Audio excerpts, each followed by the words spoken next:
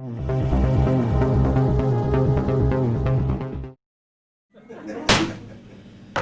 at this time I'll call the August 6th, 2020 meeting to order for Dickson County Commission. Would you please stand and join in the flag salute? I pledge Allegiance to the flag of the United States of America and to the republic for which it stands, one nation, under God, indivisible, with liberty and justice for all.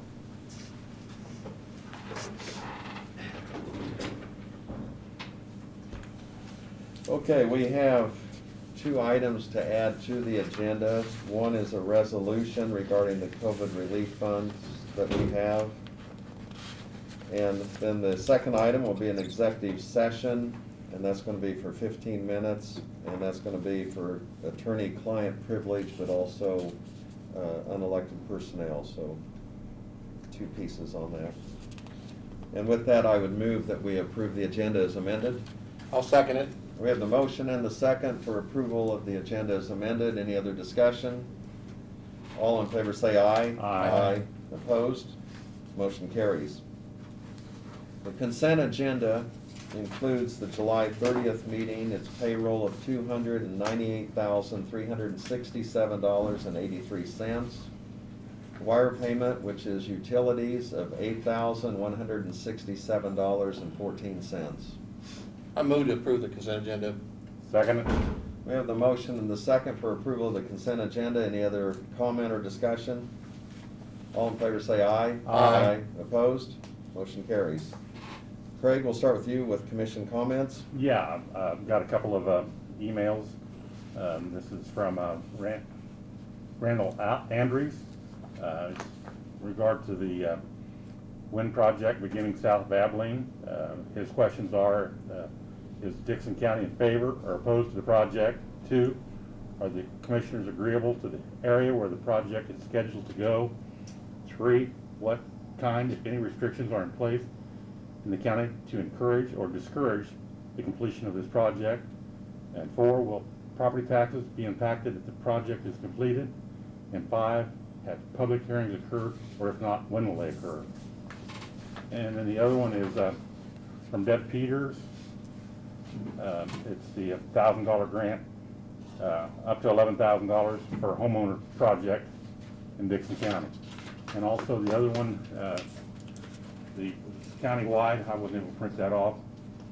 I didn't read it. It's $10,000, and that's been extended to the whole county. It was restricted to like Abilene had 3, I can't remember, but now they've opened up the whole counties, and one other project was scheduled to go in Abilene.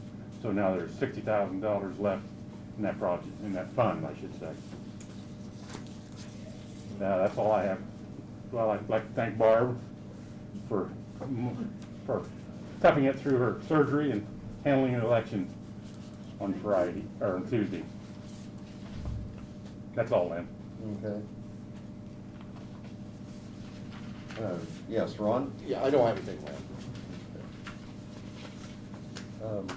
And I don't have anything either, other than I will mention, since we received that letter, I don't know, Brad, if you want to send some sort of response to it, or the other thing is maybe just to gather the information, and in your report next week or the week after, go ahead and just address some of those as far as where we're at. On the wind Yes, one? and I know we had discussed it before, but, you know, that way we'd have some specific dates to tie into it when we had discussions and Yeah, 'cause I haven't a little heard bit what our anything on the stance wind No, that you guys have. I should have asked time. How do we want to respond to this, I guess, because it's not just to me, it's to the commission. You know, I mean, Dickson County in favor or opposed? I think we're in favor of it. Well, the economic development piece, as far as, you know, as long as there's some Well, guidelines and so well, on, we and that's are. one of the things we had talked about, so maybe Brad could prepare a report at some point and just give us an update, but that also may give opportunity just to find out if they are reaching out to people, or, you know, maybe he just kind of heard this and drove by and assumed that there's gonna be some activity, because Yeah, like 'cause- you said, I don't know that anything's other than on the as you know, drawing we've board. Updated our Right. zoning Zoning, regulations right. to reflect the wind farms. Right. In anticipation. Right. That something would happen, but they would have to apply for a conditional use permit, it would Right. go through the public hearings. The whole process would be followed, and they would be notified at that point. I haven't heard anything. I know Tim said he got a call from one of them one time, just checking to see how things were going, but They ever put up another Met tower? They were gonna put up another Met, I'm not even sure that they've done that. yeah. Yeah. I gotta find out from Tim and see. I know he had the inquiry about doing it. I don't know if they ever did or not, so. Well, let me ask, as commissioners, the other one, we just answer that, to Randall J, that, we're, still going on as far as we know, and we'll let him know if something comes up. If you want to forward it to me, I can reply Okay, back to him. I'll forward it to you then. Because we are monitoring the activity, Yeah. but like Brad said, Right. I don't know if anything We're prepared new to has Yeah, come up. because Our interest, We won't have a public hearing unless it does the. unless we have a yeah. conditional use permit. Okay. so. Yeah, I'll sure reply back to him. I suggest rather than the commission say, we'll contact you, to be putting a lot of contacts if you get lots Right. of those, as opposed to, it'll Right. be in the newspaper. Right, well, he is a landowner out in that area, so, I mean, Okay. I'm sorry, I didn't read the whole deal there, the whole text, but he is a landowner, who probably has been contacted, and they might have a lease on his property. Yeah, watch the news, because I'm sure Kathy will have it on the front page. But there is, generally speaking, there is a procedure to go through, and we would be very interested in what the location was specifically when they do proceed, and if they do apply for a conditional permit, and so. It almost sounds to me like he knows more about what's going on Yeah. than we do. Absolutely. Okay. We do not have any petitions or proclamations. If there would be any public comment, we could have that at this time on any item that is not on the agenda. Since there are no public comments, we'll go ahead and move on to reports from county officers. Brad Holman? In your package, you've got the year-to-date staffing reports from Diane, and we've been able to hire a couple people, and we've had a couple separations. Kind of typical of any given month, but we have hired, EMS is back up to full staff. They were able to hire an EMT, and the sheriff hired someone in their administration for records. So, and then we've got a receptionist or administrative assistant that we filled our vacancy on, so it's good that we're getting some people in. We've still got a couple vacancies open. The assistant appraiser position is open. We have offered that to one, and I believe she's accepted it. And we may get, we'll look forward to that, filling that one as well, so. Other than that, that's just a month-to-month thing. So the, also in your reports is the budget reports from Janelle, and everything looks fine, everything's doing good. The sales tax report's there. Sales tax continues to hang in there. It's not quite as high as it was last month, but it's still higher than it was a year ago at this point, so we're very appreciative of every time we get there. So both of the regular sales tax and the special sales tax are hanging in there, so. As Chuck mentioned when he was here during the work session, the grant application is working its way through for the COVID relief funding that we received from the Department of Commerce. It looks like they were going to open that up for applications on the 10th of this month and probably close on the 28th. So like we mentioned to Nan Scholl when she was in here, to go talk to the city, anybody that's interested in applying for any of that money would need to contact the EDC for the applications or go to their website. And I'm sure that I think they're planning on making that press release today or tomorrow and putting that out. So it should be a fairly simple way of getting some relief from some of the expenses people have experienced due to the COVID pandemic. So the guys have been very busy. We talked just briefly in the work session again on Jeep Road. They're out there finishing up or paving for the year, but they're working as we speak between Old 40 and I-70 trying to get Jeep Road finished up. They did get the overlay, the tubes replaced early this week between the railroad tracks on Jeep Road, and then they got that overlaid yesterday. And so, I don't know if they'll get all the way back down. They're trying to get up the interstate today and probably come back Monday and finish going from interstate down to Old 40 on the other side, and finish that up. That one's a little bit challenging when they're going in front of the transfer station because you've got so much traffic in and out. And I think Martin called me here earlier and said that he had communicated with Derek and they were gonna tell the Hams trucks and the big carriers not to come in Monday morning, so that they can make sure they get the asphalt laid down and cooled off well enough that they won't squish it out underneath the tires and damage it when they're coming and going. So they're working on that. Another highlight is the paint striper showed up today, our contractor, and so he'll be working today and tomorrow and then into the next week, getting all of our new asphalt striped. So that timing's about impeccable, so we'll get that all completed as well, so. It's been very busy, I'll say that, but everything's going well, so that's all I've got. Okay. Thank you, Doug. I don't have anything till we get to executive session. Thank you. On notices and communications, we did receive our county newspaper, and then also something on pipeline safety. That's all I had as far as any communication, and anything else from I had Greg the going? Harrington Gazette, the Heritage Center Gazette paper come out. Okay.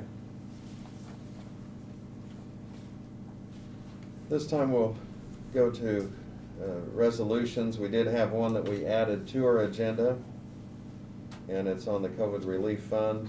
It's number 3080620. Brad, do you want to comment on this briefly? Yeah, that's just another listing of reimbursements that we've received and that we've approved for the school districts and the cities.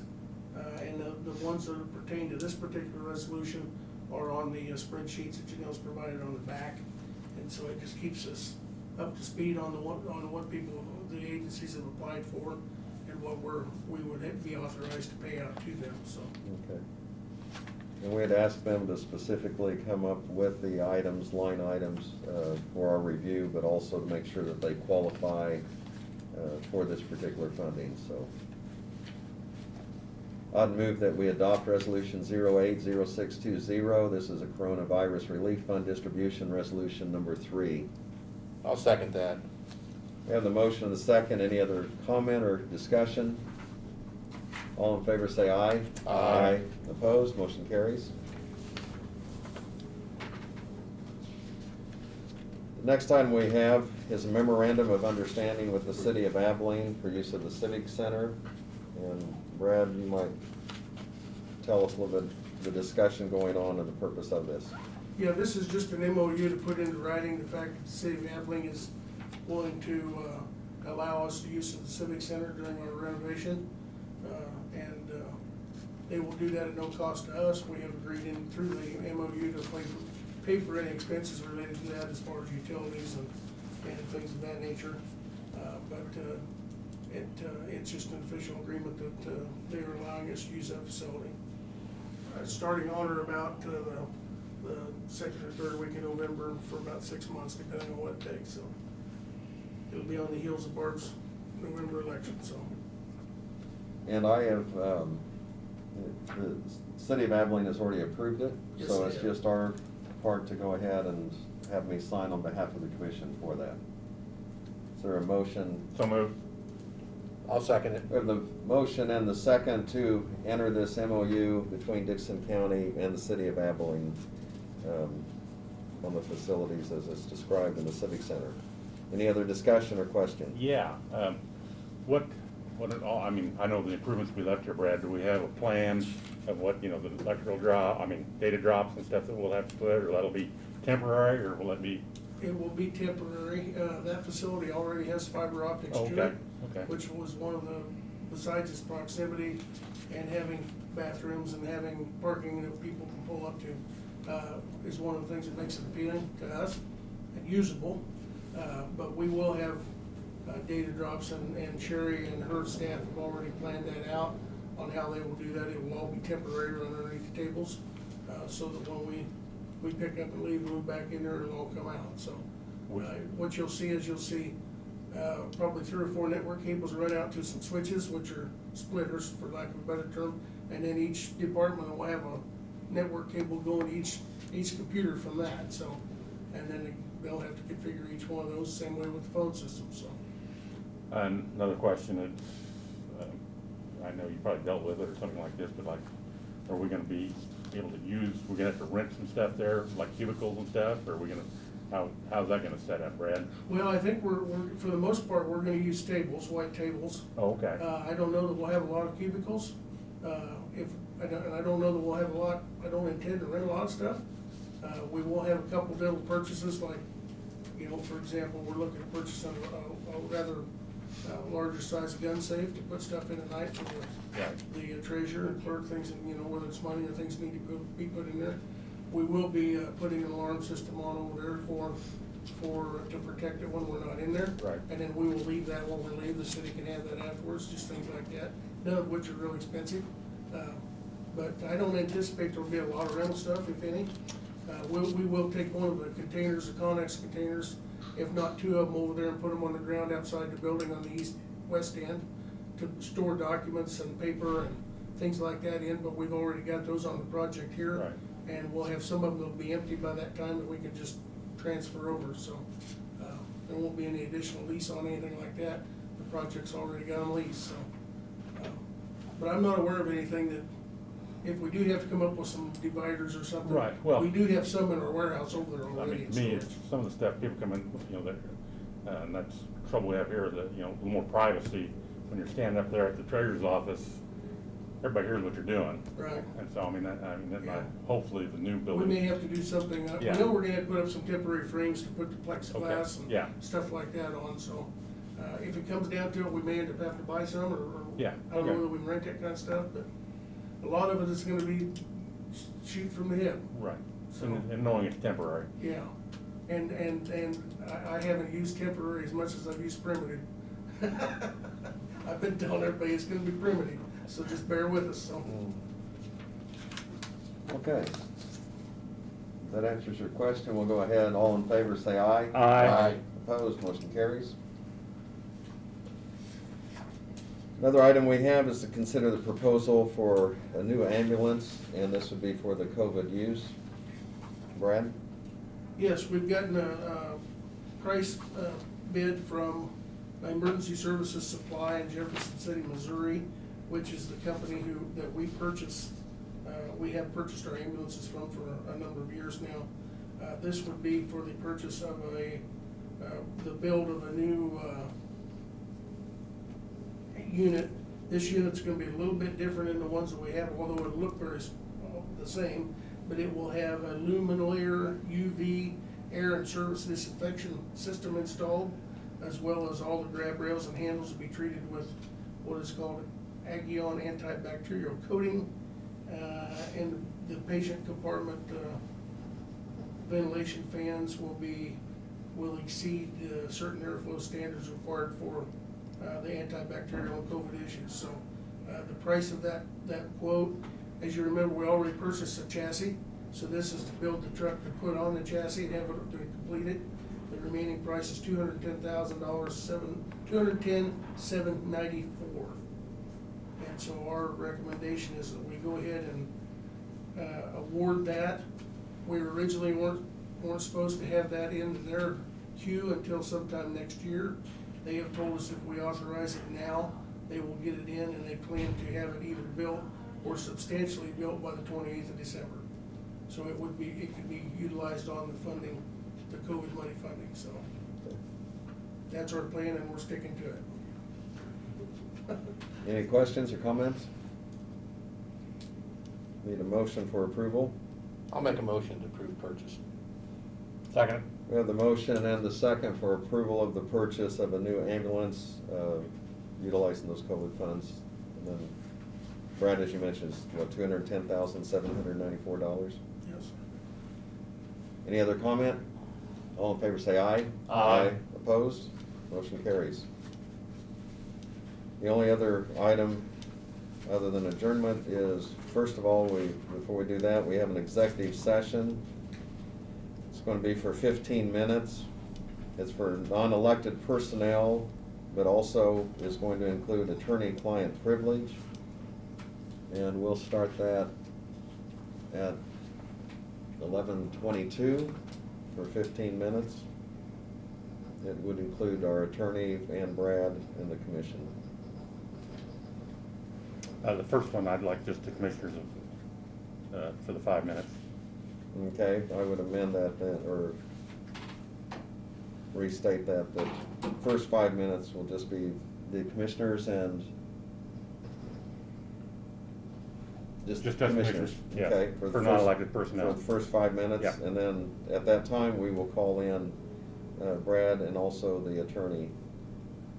So we'll start that 15-minute session at 11:22. All in favor say aye. Aye. Aye. Opposed? Motion carries. I'm sorry, who seconded it?